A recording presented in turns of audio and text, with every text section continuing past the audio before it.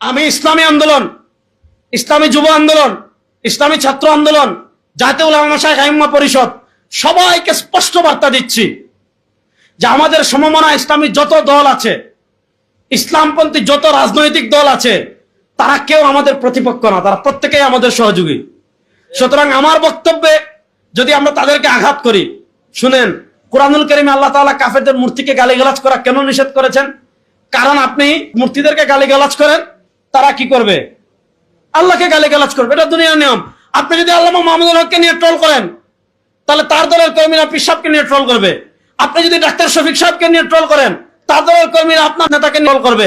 আপনি যদি হেফাজতে ইসলামের নেতৃবৃন্দকে নিয়ে ট্রোল করেন, হেফাজতের নেতৃবৃন্দ আপনাদের নেতৃবৃন্দকে নিয়ে ট্রোল করবে।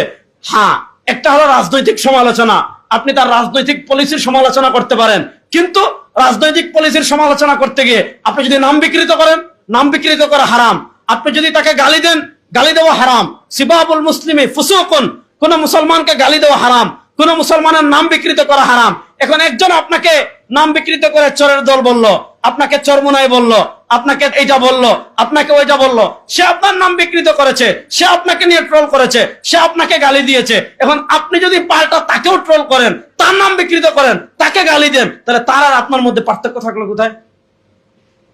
আপনি তো আদর্শের রাজনীতি করেন, আমরা তো আদর্শের রাজনীতি করি। এবং তার আদর্শ আর আমার আদর্শ যদি সমান হয়ে যায়, হ্যাঁ, আপনি কারো রাজনৈতিক পলিসির সমালোচনা করতে পারেন, সেটা বক্তব্য করতে পারেন, লিখনীতেও করতে পারেন, কিন্তু লিখনীতে বক্তব্যের সমালোচনা করতে গিয়ে এমন কাজ করা যাবে না যে কাজ করা হারাম। স্ট্যাটাস দিতে গিয়ে এমন কাজ করা যাবে না যে কাজ করা হারাম।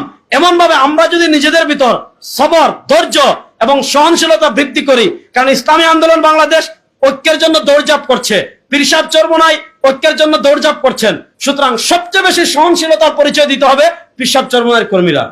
পারবেন তো ইনশাআল্লাহ? এখানে যারা আছেন ওয়াদা করেন ফেসবুকে অন্য দল নিয়ে সমালোচনা করবেন না, ঠিক আছে তো ইনশাআল্লাহ? অন্য কোন দলের নেতাকে নিয়ে ট্রোল করবেন না, পারবেন তো ইনশাআল্লাহ?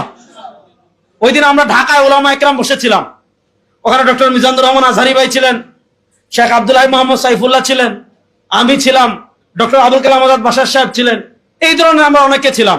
সেখানে আমরা একটা বিষয়ে সবাই এক কথা বলেছি যে সুলহে হুদায়বিয়ার পর ইসলামের জন্য একটা অবারিত সুযোগ এসেছিল। সাহাবা একরাম রিদওয়ানুল্লাহ আজমাইন, তখন কাফেরদের আর সমালোচনা করাও লাগে নাই, মূর্তির বিরোধিতা করাও লাগে নাই। কি করা হয়েছে? সাহাবা একরামের সাথে তারা মিশছে, সাহাবা একরামের সাথে কাছে তারা আসছে, সাহাবা একরামের আদর্শে অনুপ্রাণিত হয়ে। দেখেন আল্লাহ তাআলা কি বলেছেন, ওয়ারাআইতান নাস ইয়াদখুলুনা ফি দীনিল্লাহি আফওয়াজা। আগে মুসলমান হতো একজন, দুইজন, তিনজন, চারজন, পাঁচজন, এক গোত্র, দুই গোত্র। এখন এক এলাকা আসে,